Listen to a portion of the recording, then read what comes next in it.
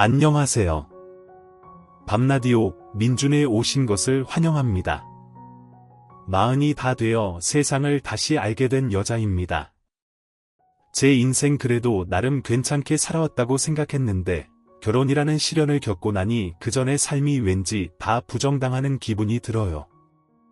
하지만 저희 엄마는 그때마다 누구나 한 번쯤은 시련을 겪기 마련이라고 용기를 북돋아 주셔서 이렇게 굳건히 버티고 있어요. 여러분은 다들 편안한 결혼 생활을 하고 계신가요? 저는 어렸을 때 꿈이 현모양처였을 정도로 결혼과 가정을 꾸리는 걸 굉장히 고대하며 살았어요. 반대로 사업을 하셨던 엄마는 항상 여자도 직업이 있고 능력이 있어야 한다고 하셨어요. 꿈이 현모양처인 저를 보고 엄마는 도대체 누구를 닮아 그런 꿈을 가졌냐고 하셨죠. 저희 부모님 모두 일과 돈에 중점을 두며 사셨기 때문에 저는 늘 바쁜 부모님보다는 저와 함께 시간을 보내줄 부모님이 더 필요했어요. 그래서인지 저도 나중에 부모가 되면 내 아이에게 우리 부모님처럼 혼자 두지 말아야겠다고 다짐하게 됐어요.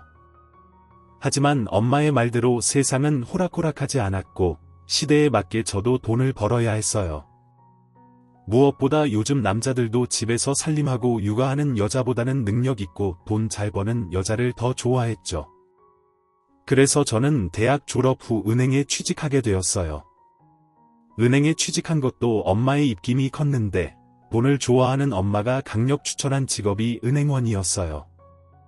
돈을 만지는 직군에 들어가야 돈이 어디서부터 어디로 흘러가는지, 뭘 해야 돈을 버는지 잘 안다고요. 엄마 밑에서 컸지만 저는 별로 그런 쪽에 관심이 없었고 수동적으로 엄마가 하라는 대로 했죠. 부모가 자식을 망하게 하진 않으니 엄마 말만 잘 들으면 자다가도 떡이 생긴다고 생각했거든요.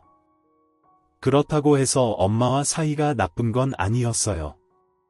저희는 가장 친한 친구이자 서로에게 버팀목이었으니 주변에서는 다들 저를 보고 엄친딸이라고 부를 정도였죠.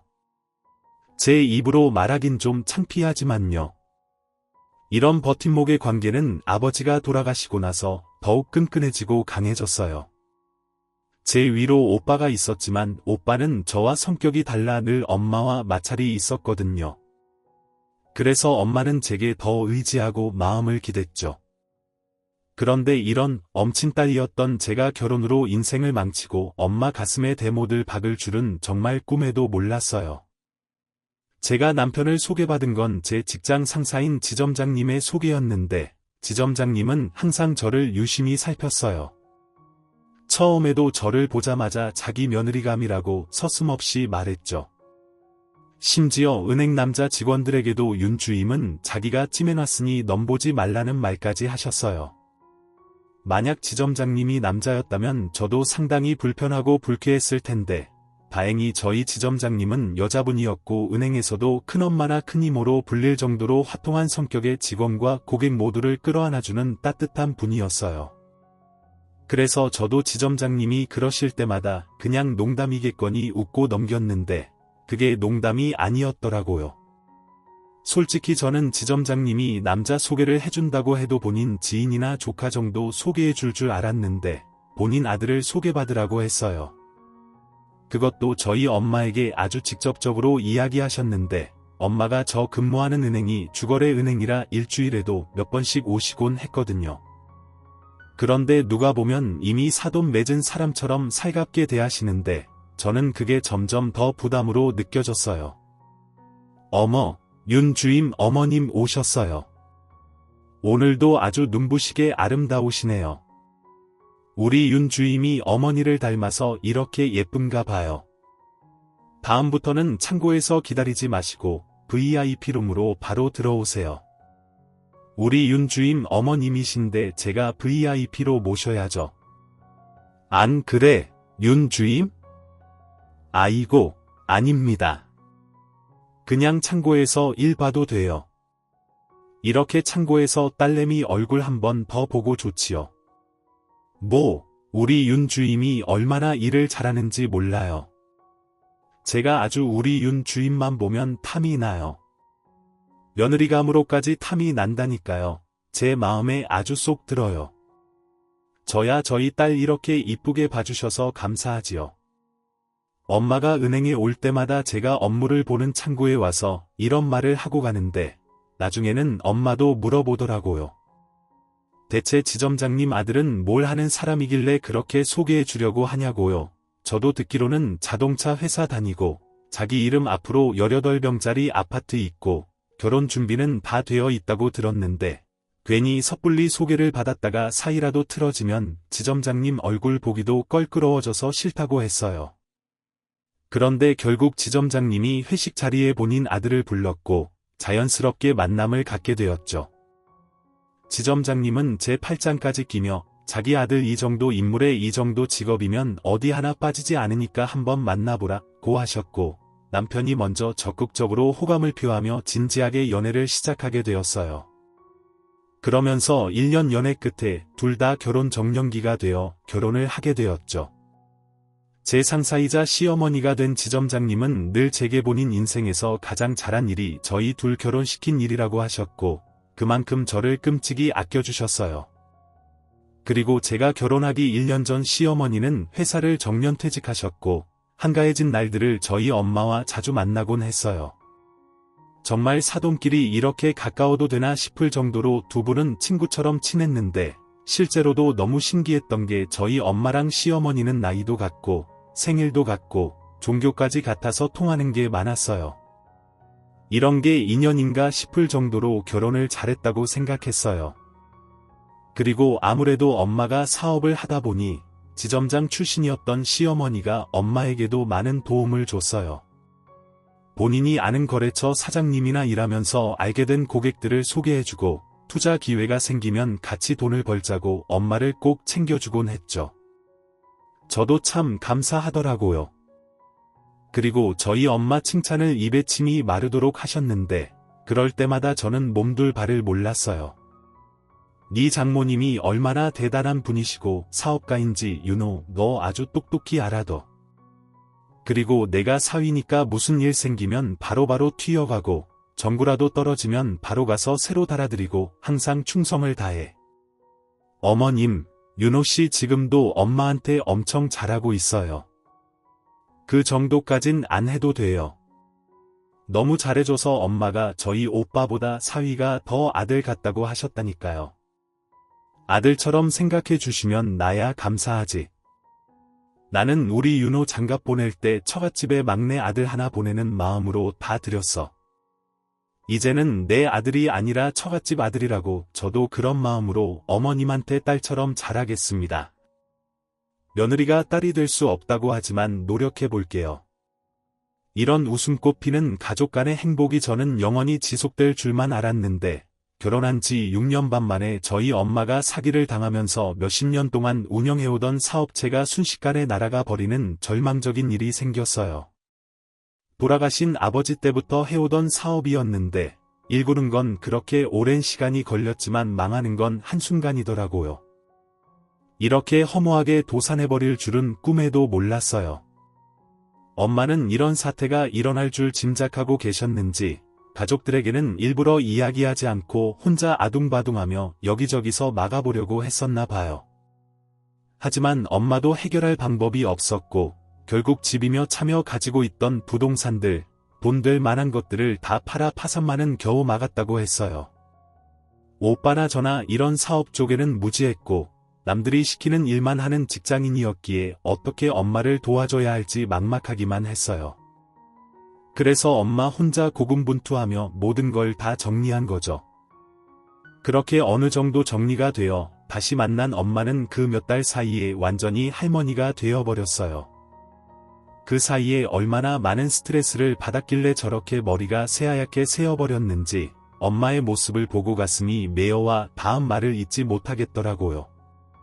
엄마는 저를 보고 연신 미안하다며 눈물을 보이셨는데 다 늙어서 자식들에게 도움이 되지 못할 망정짐을 지게 되었다고 세상과 등을 지고 싶다는 말도 하셨어요.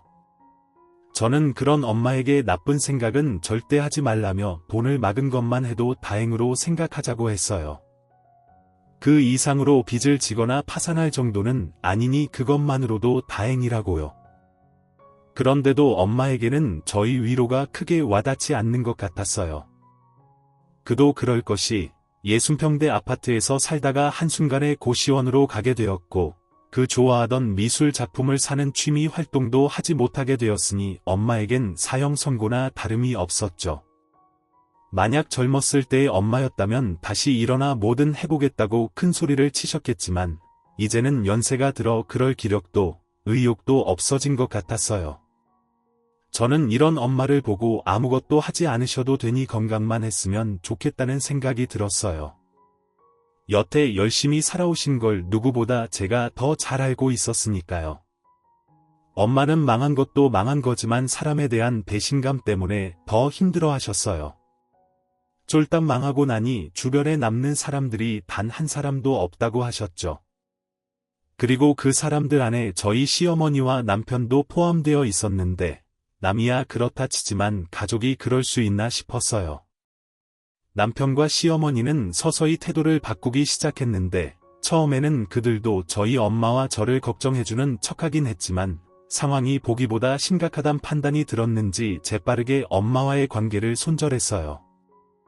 엄마에게 돈이 있을 때는 하지 말라고 했던 일까지 도맡아 하던 사람들이 엄마가 아무것도 남지 않으니 남보다도 더한 사람들이 되었더군요. 하루는 제가 고시원에 계시는 엄마를 보러 갔는데 난방비가 없어 이불을 무덤처럼 쌓아놓고 냉골인 바닥에 누워 계셨어요. 그 모습을 보니 가슴이 찢어지다 못해 닳아 없어지는 것 같다 남편에게 엄마를 모시고 오면 안 되냐고 했어요. 계속 같이 살자는 건 아니고 이번 겨울만 좀 우리 집에서 보내셨으면 좋겠어. 그러자 남편이 싫다 좋다 말 한마디 없이 갑자기 짐을 챙겨 시댁으로 간다고 하는데 그런 남편의 태도에 어이가 없어 지금 뭐 하는 거냐고 물었어요. 장모님 모시고 온다며? 그럼 난 나간다. 불편하니까. 막말로 이 집이 내 집이지 당신 식구들 데리고 와서 살라는 집이야? 아니 그러게 왜 그 연세에 무리한 투자를 하시다가 사기를 당하시냐고. 이제 그 나이 되면 내 몸이 아니라 다 자식들 몸이야. 결국 사고치고 똥 치우는 일은 다 자식들이 하는 거 아니야? 아니, 능력도 안 되면서 무슨 부귀 영화를 누리겠다고 욕심을 부려?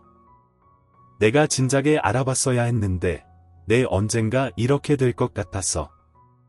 아니, 당신 무슨 말을 그렇게 해?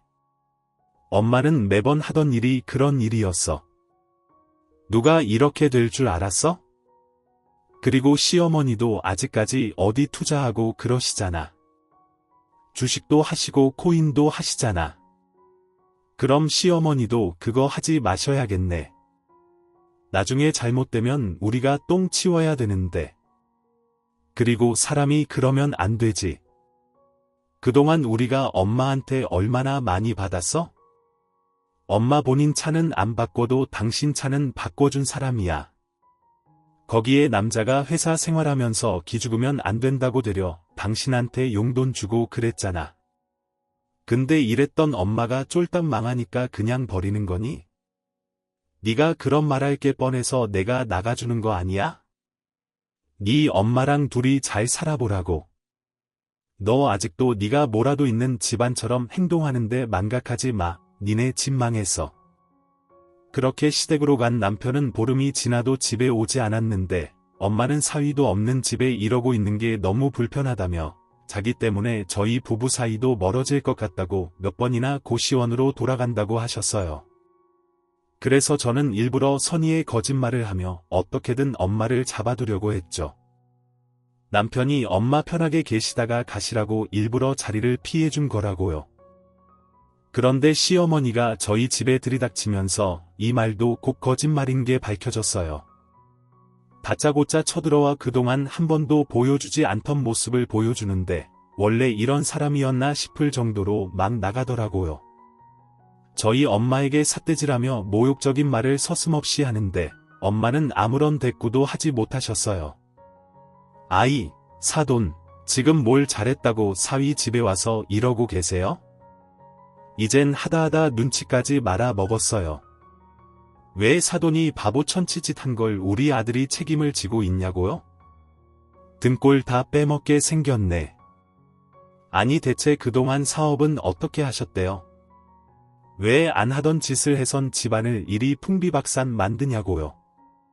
거기에 죄책감도 없이 이러고 있어요. 내가 말문이 막혀선 이러고 있지 말고 나가요. 내 아들 집에서 재수옴 붙으니까 나가라고요. 어딜 은근슬쩍 학가를 하려고 해? 너도 아무것도 없이 내쫓겨지기 싫으면 처신 잘해. 네 엄마 하루라도 빨리 버리라고. 그게 네가 사는 방법이니까. 어머님, 어떻게 그런 말을 하실 수 있으세요? 버리라니요. 부모를 버리라니요. 어머님이 이런 처지가 돼도 윤호 씨한테 그렇게 말씀하실 거예요? 부모가 잘못되면 버리라고? 윤호 씨도 어머님도 어떻게 사람이 한순간에 바뀔 수가 있어요. 이제 저희 집안 뭐 볼 거 없으니 이러시는 거예요. 이렇게 속 보이는 짓 하는 거냐고요. 사람 본능이야. 양육 방식 몰라? 네 엄마도 할 말 없으니까 저러고 고개 숙이고 가만히 있지. 쥐새끼처럼. 정작 죄를 저지른 사람은 저러고 가만히 있는데 왜 네가 난리야 난리길. 네가 뭐 변호사라도 돼. 너도 낄 때 안 낄 때 구분해. 그러더니 저희 엄마가 딸랑 가지고 온 손바닥만 한 배낭을 집 밖으로 던지며 2번 다시 여기엔 발길도 하지 말라고 했어요. 그랬다간 당신 딸도 죽도 밥도 안 돼. 이혼당하는 줄 알라고 했어요. 그 모습은 여태 제가 알고 지낸 시어머니의 모습이 아닌 악마의 모습을 본 것 같았죠. 직장 생활할 때부터 결혼 생활 때까지 저런 언행과 저런 모습은 한 번도 본 적이 없었거든요. 엄마는 그런 시어머니에게 90도로 고개를 숙이며 미안하다고 잘못했다고 2번 다시 딸네 집에는 얼씬도 하지 않겠다며 사과를 하는 겁니다. 저는 그런 엄마에게 왜 엄마가 사과라 하시는 거냐고 이러지 마시라고 엄마의 몸을 세웠는데 시어머니가 제 팔을 있는 힘껏 내리치며 가만히 두라고 하더라고요. 네 엄마가 지금 잘못을 인정하고 나한테 사과하는데 왜 말리냐고요. 시어머니는 마치 먹잇감을 낚아챈 하이에나처럼 그 이후로도 계속 저희 엄마에게 훈수질과 비난을 멈추지 않으셨는데 무슨 선생이 학생을 다그치는 것처럼 엄마를 세워두고 삿대질을 하며 이야기를 했어요. 내가 사돈 잘난 차일 때부터 알아봤어요. 사돈이 잘났으면 얼마나 잘났다고 은행 지점장이었던 나보다 더 잘났어요. 구멍가게 하다가 운이 좋아서 돈 크게 만져본 주제야 뭘 안다는 식으로 잘난 척을 오지게 해요.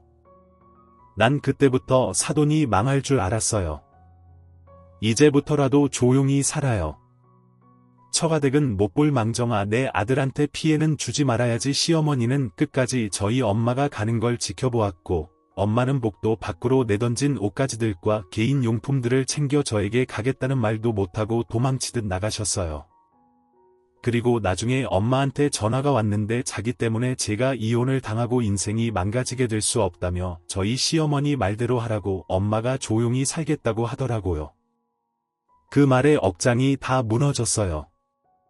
엄마 때문이 아니라 제가 이런 사람을 만나 엄마가 이런 대우를 받으니 저 때문인 거 아니냐고요. 그땐 제가 할 수 있는 게 시어머니와 남편과 싸우는 법밖엔 없었어요.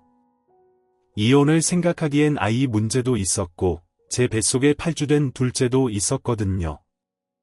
그걸 알고 있는 시어머니도 제가 임신까지 했으니 쉽게 이혼을 생각하지 못할 걸 알고 있었고 이혼을 무기로 제게 저런 말들을 내뱉은 거였어요.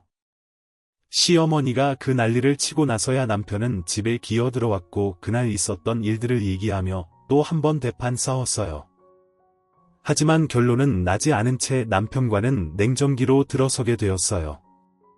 남편이 뭘 물어도 저도 대꾸도 하지 않았고 남편도 그런 저와 말도 하지 않게 되었는데 이게 사람 사는 건가 언제까지 이렇게 살아야 하나 싶더군요. 그러다 몇 달 후 양가 어머니들의 생일날이 다가왔어요. 앞서 말씀드린 것처럼 저희 엄마와 시모는 생일도 같은 날이어서 결혼한 이래로 매년 생일은 합동으로 파티를 했었거든요. 근데 엄마가 이렇게 되고 나선 남편이나 저나 각자 엄마의 생일을 챙기게 되었어요. 저도 직장은 계속 다니고 있었으니 엄마에게 밥 사드리고 용돈 정도는 드릴 수 있었는데 남편은 양심도 없게 그 이상으로 시어머니 생일을 챙기더라고요. 그 전년도 생일 때는 시어머니한테 여행을 보내드렸는데 저 모르게 생활비 카드로 비행기표며 숙박비까지 전부 다 예약을 해놨더라고요. 자기 돈으로 하면 누가 뭐라고 하냐고요. 저는 저희 엄마 생일도 다 제 돈으로 하는데 말이에요. 카드값 내는 건 남편 통장으로 다 나가서 모르고 있다가 우연히 제가 카드 고지서를 보면서 알게 되었죠. 또 그 생각이 들어 남편한테 당신 이번 어머님 생일 때 또 생활비 카드 썼다간 알아서 해놔도 똑같이 우리 엄마한테 쓸 거니까 생활비 내는 건 반반 내는데 왜 자기 배만 채워 부부 사이라도 이거 엄연히 횡령이고 사기야 알아 사람이 돈이 없으면 저렇게 된다니까 당신 요즘 보면 아주 억척스러운 아줌마 같아. 점점 야박해지고 없어 보인다고 나도 더럽고 치사해서 생활비 카드 안 써. 내가 이렇게 된 게 나 때문이라고 생각해 다 당신이랑 당신네 식구들 때문이지 내 돈 가지고 폼 잡지 말라고 피식 때는 남편에게 단단히 엄포를 놓았고 저는 일찌감치 나와서 엄마에게 갔어요. 오빠네 부부는 먼저 다녀갔다고 해서 저랑 뱃속에 있는 아기만 갔는데 올해도 너무 쓸쓸한 생일을 보내는 엄마가 애처로워 보였어요. 엄마는 저라도 도와주니 기쁘다고 했는데 제가 할 수 있는 게 이런 거 밖엔 없는 것 같다 죄송스럽기만 했어요. 그런 엄마에게 오늘은 내가 진짜 좋은데 모셔가서 맛있는 거 사준다고 했어요. 엄마가 이렇게 되기 전에 자주 가셨던 일식집이 있는데 거길 가자고 했죠. 가끔 그 집 수시가 생각난다고 했던 엄마의 말이 생각이 났거든요. 근데 엄마가 손사래를 치며 싫다고 하더라고요. 오늘 같은 날 가면 좋을 것 같은데 왜 그러냐고 하니 분명 그 집에 가면 주방장이고 거기 오는 손님들 몇몇이 엄마를 알아볼 텐데 그 사람들한테 이런 모습을 보여주기 싫다고 하셨어요.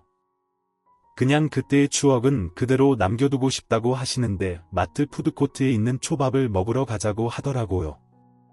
거기서 파는 초밥도 어디 못지않게 맛있다고요. 늘 당당하고 기백 넘치던 엄마가 점점 약해지는 모습을 보니 너무나 속상했어요.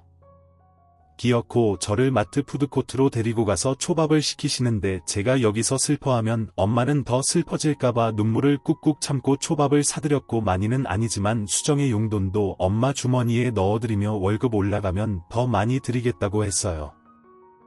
그리고 생각보다 빨리 식사가 끝이 나 엄마에게 우리 집에 가서 차라도 한잔 하자고 했어요.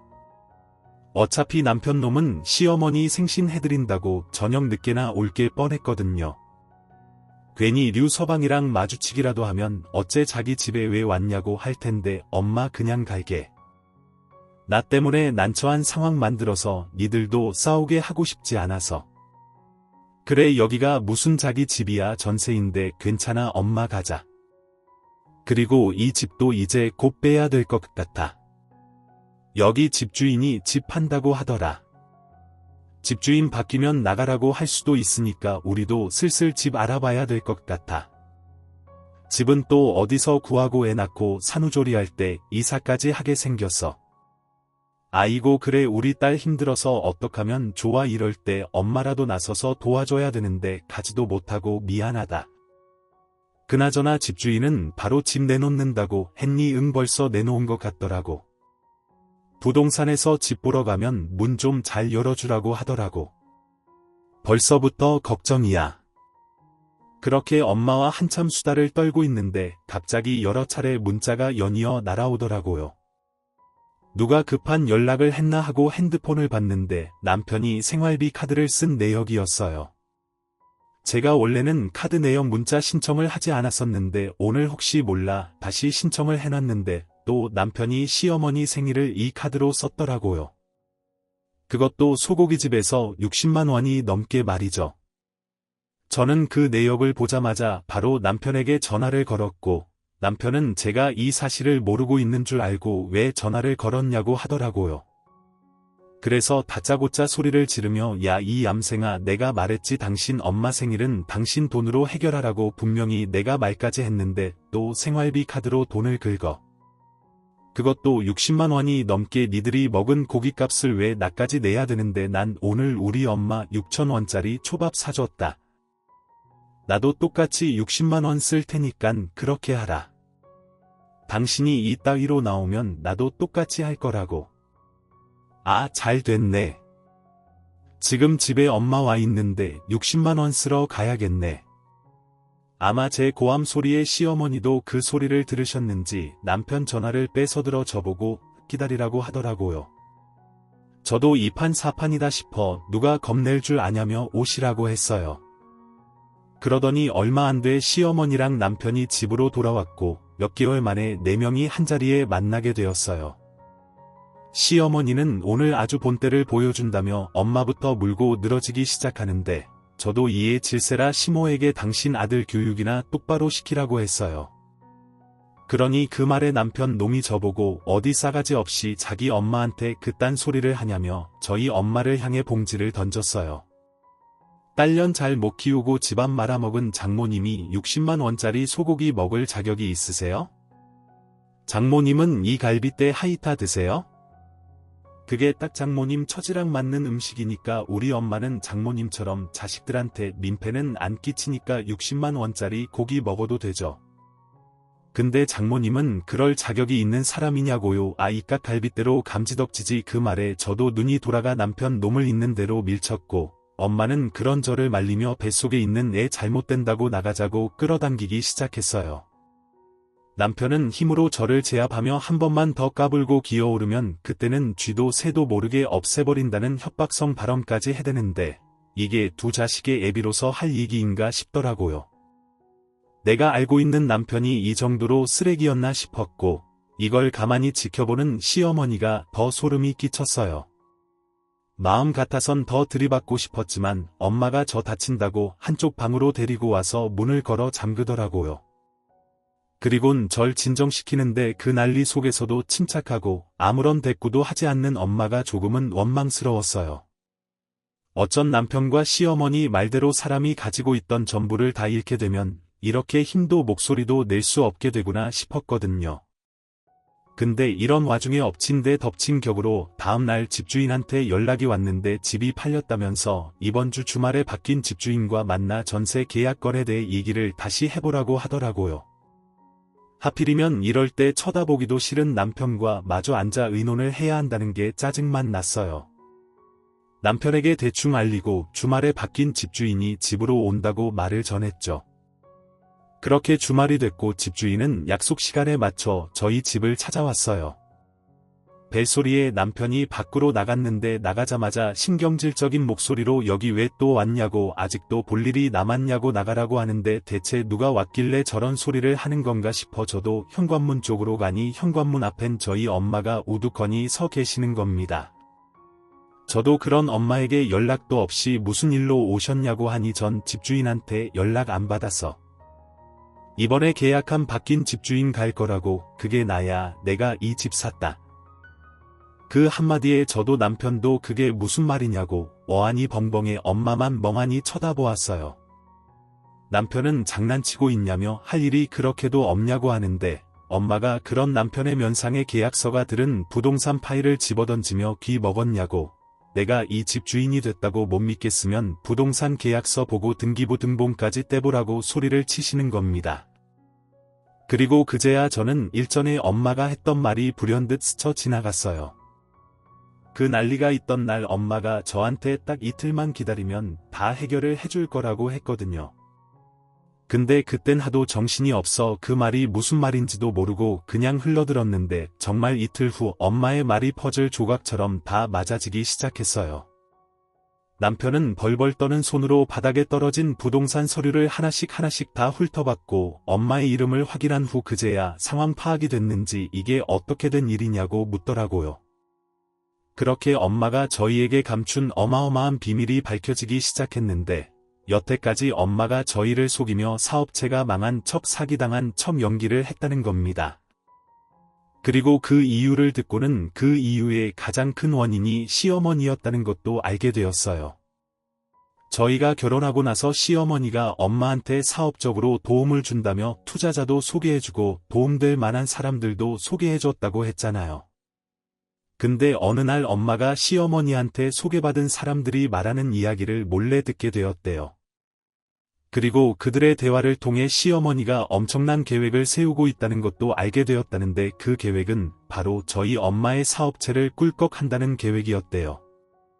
저희 오빠나 저나 어차피 엄마 사업체에 관심이 없고 돈 욕심도 없으니 이 사업체의 명의를 슬슬 자기 아들한테 돌린 다음 천천히 본인 명의로까지 다 돌려놓고 버릴 거라고 했다는데 처음엔 엄마도 이 이야기를 듣고 믿지 않았대요.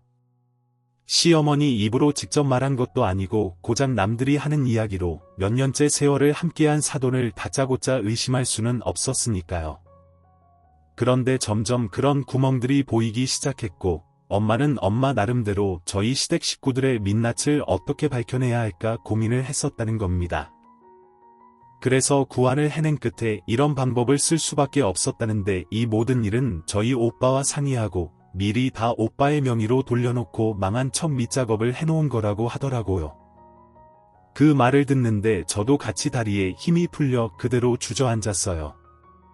엄마가 저를 살리려고 이런 수모까지 감내하며 이런 일을 벌인 거구나 싶어 한편으론 다행이면서 한편으론 너무 죄송스러웠죠. 남편은 저희 엄마의 말에 장모님 저는요 정말 몰랐던 사실입니다. 엄마가 뒤에서 그런 일을 꾸미고 있을 줄은 정말 몰랐어요. 냉세해요. 그러니까 저랑 엄마랑 엮지는 말아주세요. 전 정말로 결백해요. 제가 어떻게 감히 장모님 명의로 넘보겠어요? 그러니까 믿어주세요. 그럼 난 류서방 믿지 자네는 자네 어머니랑 한통속 아니라는 거 믿어. 근데 자네 인간성은 이제 못 믿겠네. 나한테 갈빗대 던지며 핥아 먹으라고 했던 그 인간성은 절대 못 잊겠지. 내가 알던 자네의 거짓 모습도 알게 됐으니까 이제 내 딸이랑 이혼하고 그만 내 집에서 나가주겠나. 내 복수는 이제부터 시작이니까 어디 한번 버텨봐. 이 썩은 내 나는 갈빗대나 처먹으면서 엄마는 쇼핑백 한가득으로 채워온 갈빗대를 남편에게 쏟아부으며 그날의 치욕을 갚아주는 것 같아요. 이 소식에 시어머니는 거의 잠옷바람으로 불이 나게 달려와 오자마자 몸이 땅바닥에 닿을 정도로 엄마에게 고개를 숙이며 자기가 했던 모든 짓들을 고하기 시작했어요. 그리고 그 일들에 대해 사죄를 드린다며 한 번만 너그럽게 넘어가 달라고 하는데 저는 그런 시모에게 사람 영혼을 갈기갈기 파괴해 놓고 이제 와 잘못했다고 하면 그게 다시 붙여지냐고 했죠. 나나 엄마나 당신들 머리끝부터 발끝까지 인면수심에 파렴치한 모습들 다 봤는데 그게 용서가 되겠냐고요. 그리고 남편 놈한테는 전세금 빼서 나한테 절반 내놓고 위자료까지 줘야 될 거라며 이혼하자고 했어요. 그러니 시어머니가 이혼이 무슨 말이냐고 자기가 잘못한 거지 자기 아들은 아무 잘못도 없다고 아니라고 하길래 이혼은 당신이 못 시켜서 안달 아니었나 당신이 나한테 그랬잖아. 친정도 망해서 도움받을 데도 없는 마당에 이혼당하고 싶지 않으면 조용히 살라고. 그래서 나 지금 이혼하겠다고 우리 친정 망한 거 아니어서 도움받을 데 넘쳐나니까. 그렇게 엄마는 남편 놈을 엄마네 집에서 내쫓았고 저는 둘째 출산하자마자 엄마가 아는 변호사님을 선임해 바로 이혼 소송을 하게 되었어요. 남편 놈이 저희 엄마에게 했던 부당한 대우들도 엄마가 녹음을 해놓고 수기로 적어둔 게 있어 다 확보해 놓은 증거로 이혼 소송도 수월하게 준비할 수 있었죠. 이혼 소송 기간에도 시어머니는 제 직장까지 찾아와 자기 아들은 아무런 상관이 없는 사람이라고 자기 때문에 더럽혀진 거니 자기가 사라지면 다시 제자리로 돌아올 수 있다고 하는데 저는 은행 보안관을 불러 몇 번이나 그런 시어머니를 쫓아냈어요. 그렇게 이혼 판결은 아주 흡족하게 나왔는데 남편이 제게 집 뺀 전세금을 절반이나 줘야 했고 3천만 원 정도의 위자료와 양육권까지 전부 다 줘야 했어요. 저런 난폭하고 인간성이 바닥인 사람한테 애 양육을 어떻게 시키겠냐고요. 시댁 식구들의 진짜 얼굴을 알게 된 1년 정도가 길다면 길고 짧다면 짧은 시간인데 온전히 엄마의 희생이 녹여졌다 생각하니 이제라도 엄마한테 더 효도하며 잘 사는 모습을 보여줘야겠다고 생각했어요. 엄마 또한 이런 책에 그만 미안해해도 된다며 넌 늘 엄마가 하라는 대로 했던 착한 딸이었잖아. 근데 엄마가 어느 날 문득 그런 생각이 들었어. 내가 너를 너무 내 뜻대로 키웠구나. 그래서 이렇게 착하게만 컸구나 하는 생각. 이 결혼도 엄마가 하라고 했으니 마무리도 엄마가 치고 싶어서 그렇게 한 거야. 그러니까 이제는 그만 죄책감 들고 살아도 돼. 이혼도 잘한 거고 어쩌면 저도 엄마한테 이 말이 듣고 싶었는지도 몰라요. 네 잘못 아니라는 말이요. 저도 아이를 키우는 엄마지만 항상 이런 신념을 갖고 두 아이를 바르게 잘 키워내고 싶은 마음뿐이에요. 비록 아이 아빠는 옆에 없지만 아빠 없는 아이라고 생각 안 들 정도로 훌륭하게 잘 키우려 합니다. 그리고 저를 위해 하는 연습도 하나씩 해나가려고요. 여러분들도 많은 응원과 격려를 해주시면 좋겠고요. 쓴소리도 달게 듣겠습니다. 늘 건강하시고 평안이 가득하시길 바라겠습니다. 지금까지 커피 앤톡이었습니다. 오늘도 끝까지 함께해 주셔서 감사하고요. 저는 다음 영상으로 또 찾아뵙겠습니다.